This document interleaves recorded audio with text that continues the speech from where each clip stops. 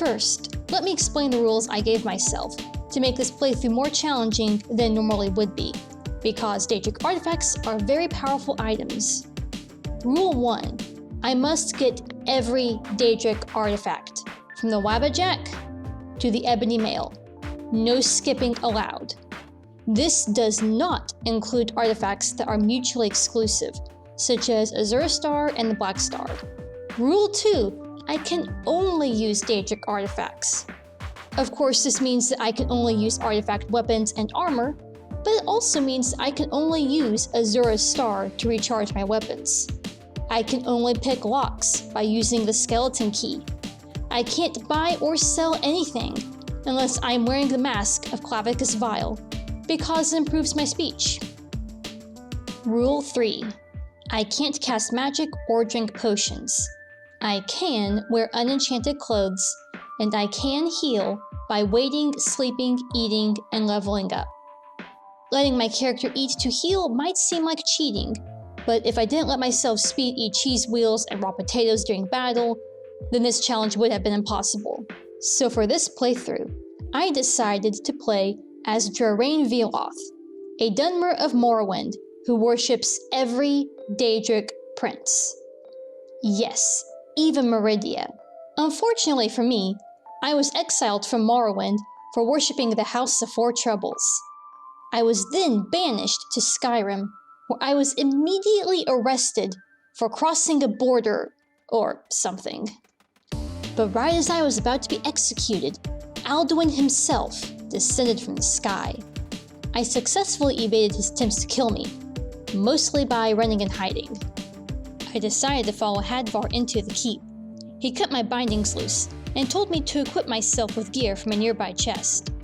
But when I opened it, all I could find was some cheap Imperial armor and a common iron sword. I grabbed the items anyways, thinking I could sell them later for pocket change. Then some stormcloaks broke in, and I showed Hadvar that I didn't need weapons, because my fists are Daedric weapons themselves.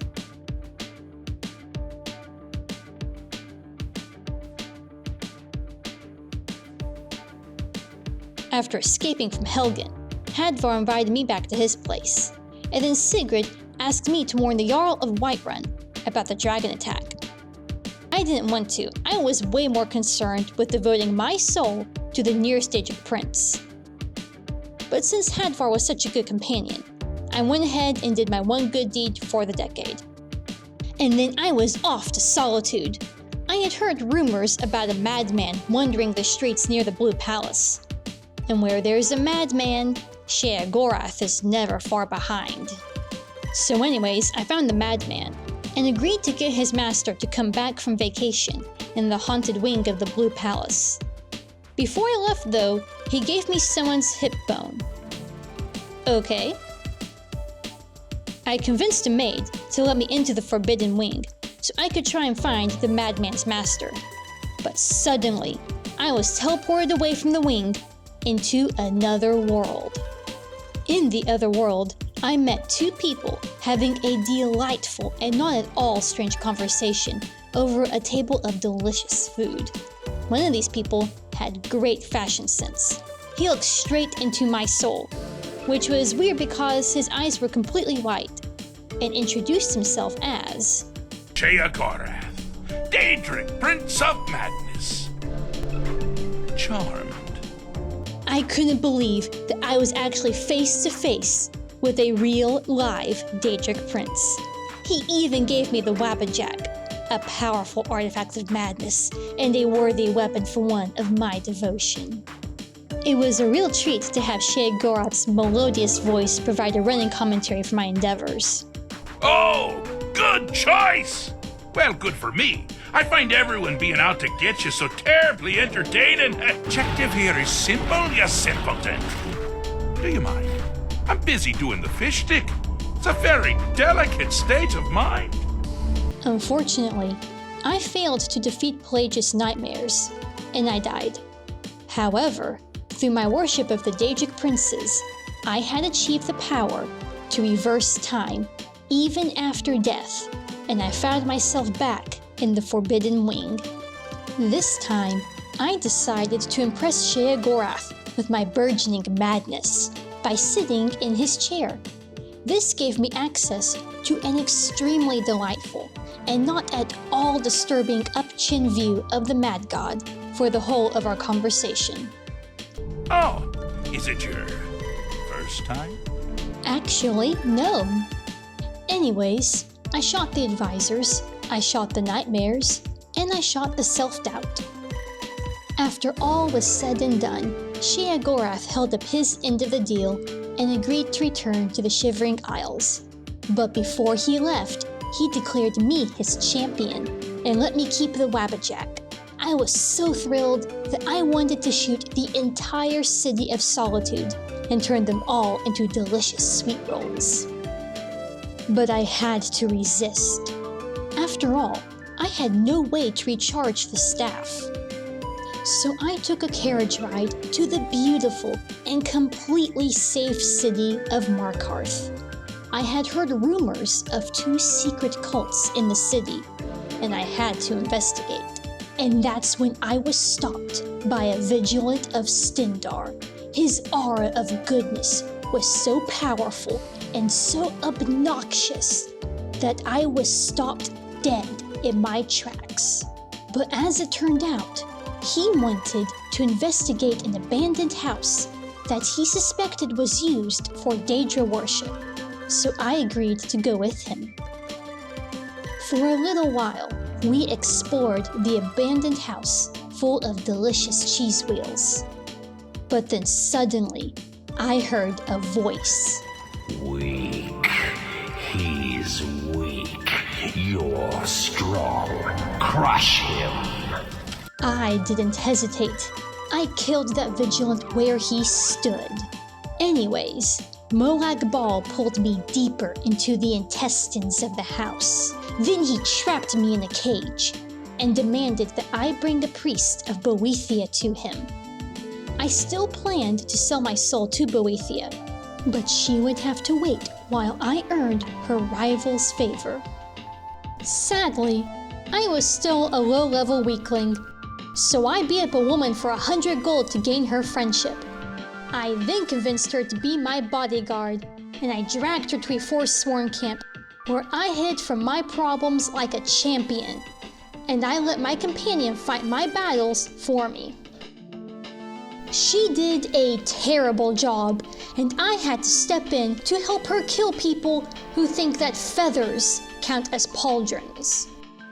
Anyways, I freed the priest, teleported back to Malacath, and I whacked him until he died. Then I whacked him until he died again. I then received the Mace of Molag Bal.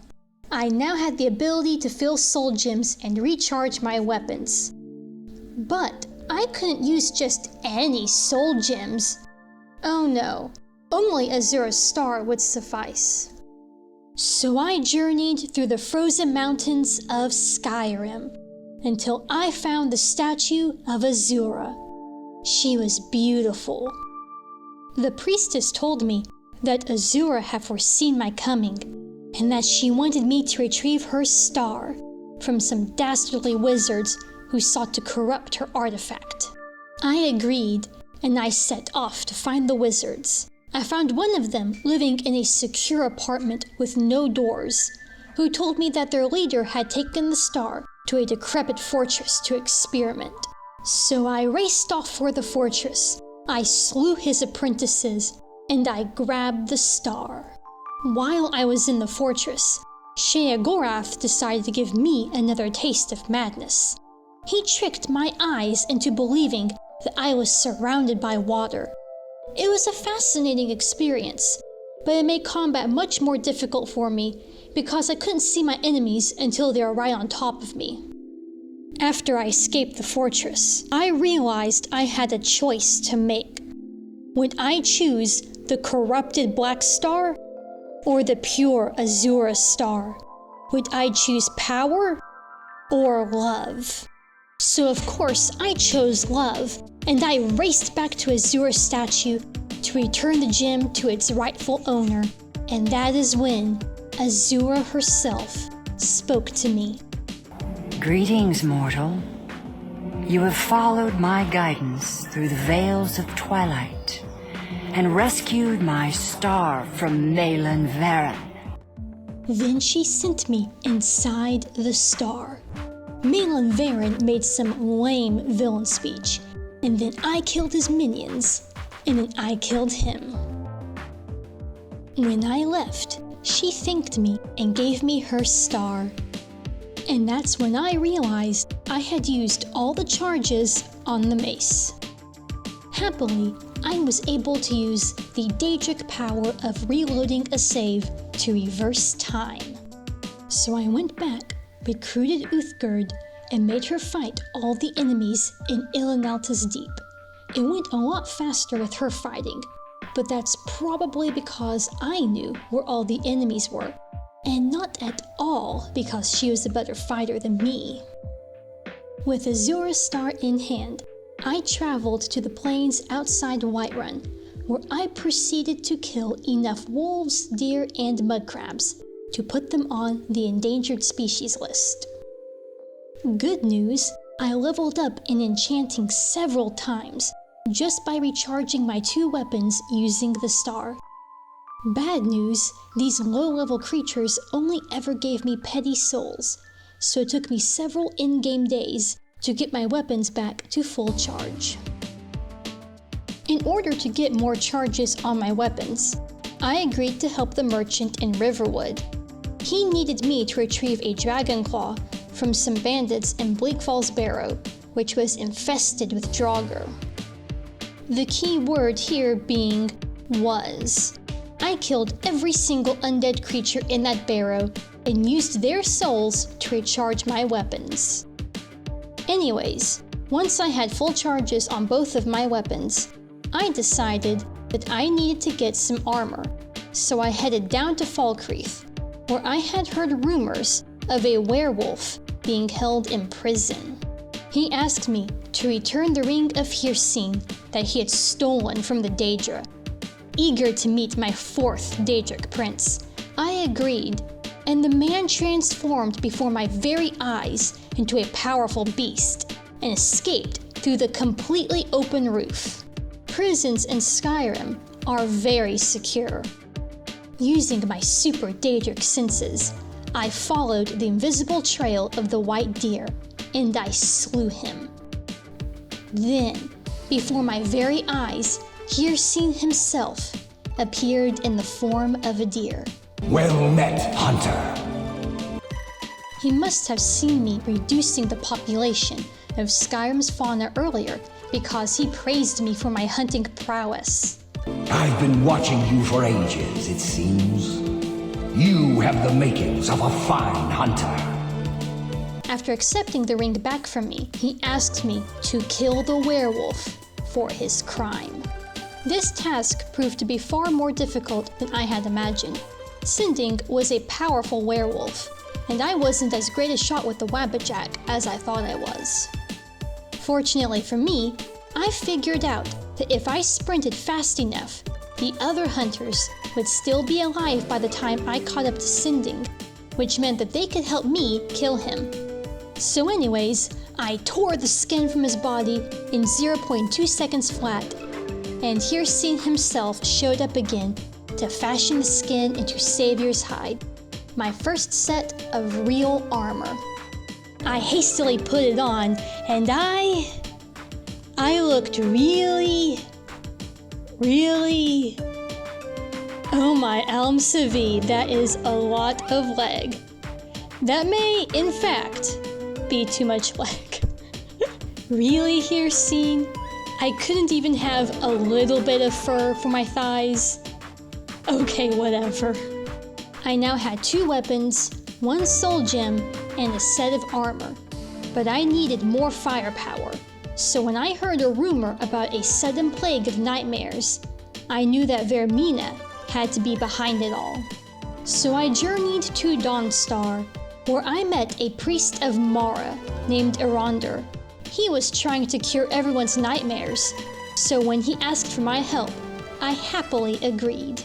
We journeyed to the abandoned Nightcaller Temple at an extremely slow pace. Cheese wheels respawned at a faster pace than we walked. Evidently, Mara doesn't require her priests to do any kind of exercise. Aronder knew way too much about the temple for a mere priest of Mara.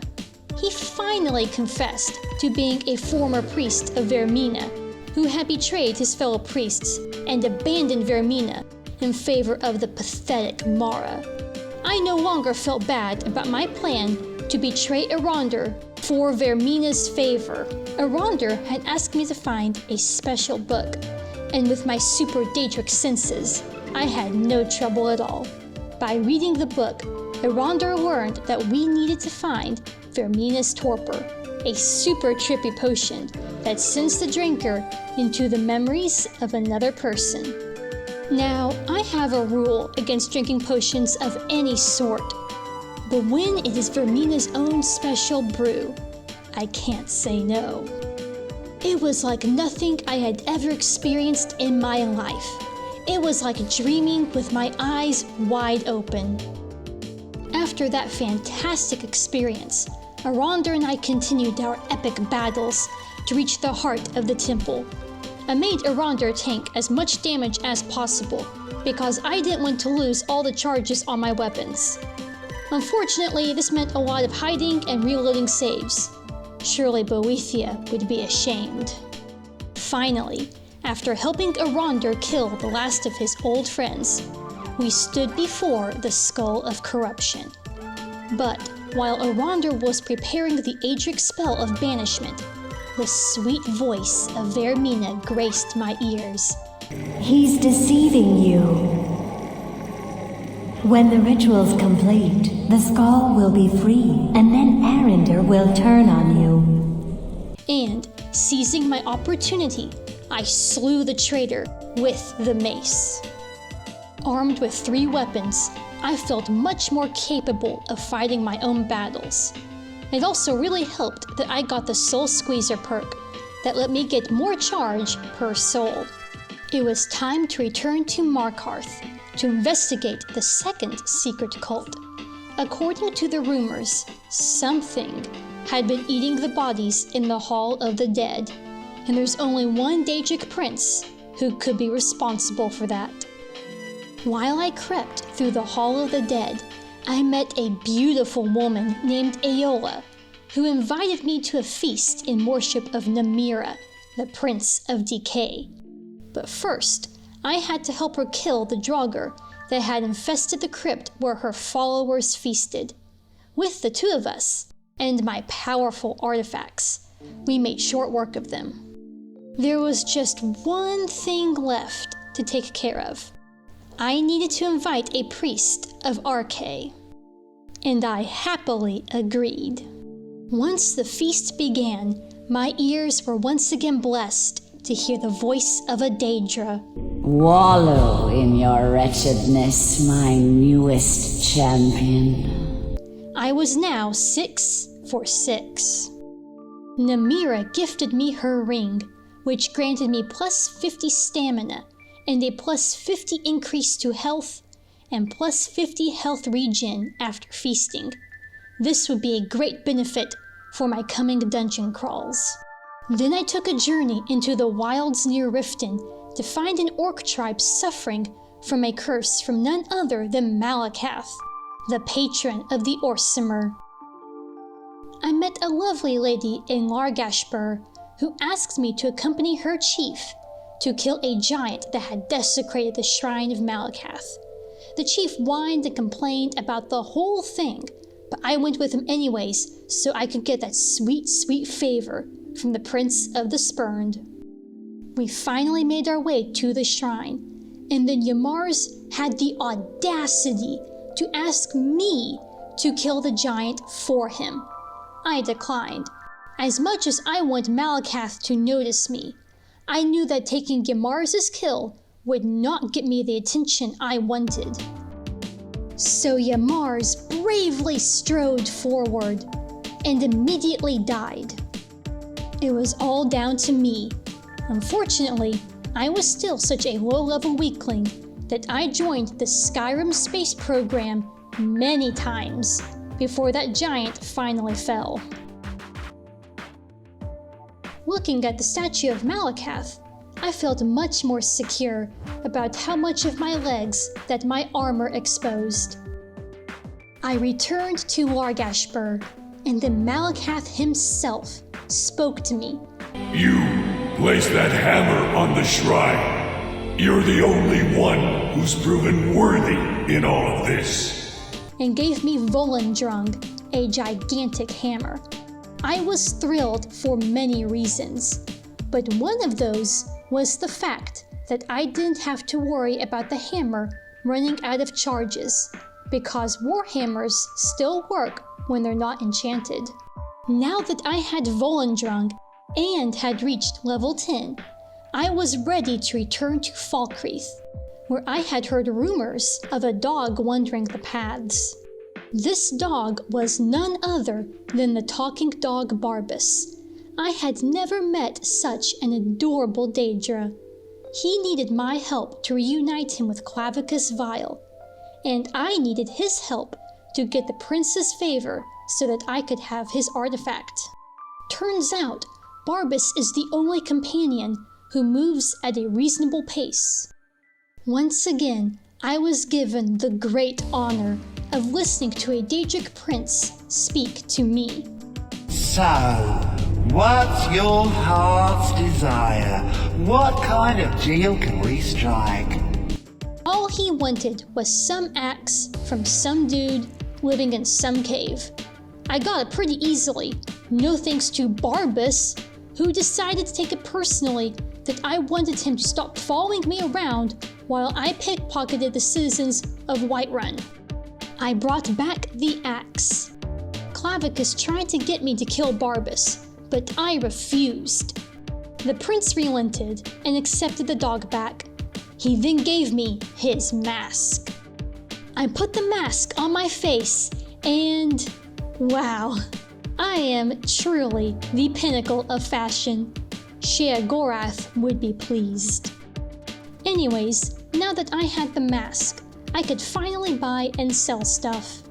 It's not like I needed the money, but I planned to eventually buy a house for myself, where I could store trophies and such, and be considered a proper citizen of Skyrim, instead of a wild gremlin. Next time in part 2, I'll be joining the Thieves Guild and getting the rest of the artifacts, except for the Augment Infinium, because I'll have to wait until I start the main quest line before I can access it. Anyways, if you enjoyed this video, please consider liking and subscribing, and I'll see you guys later in part 2.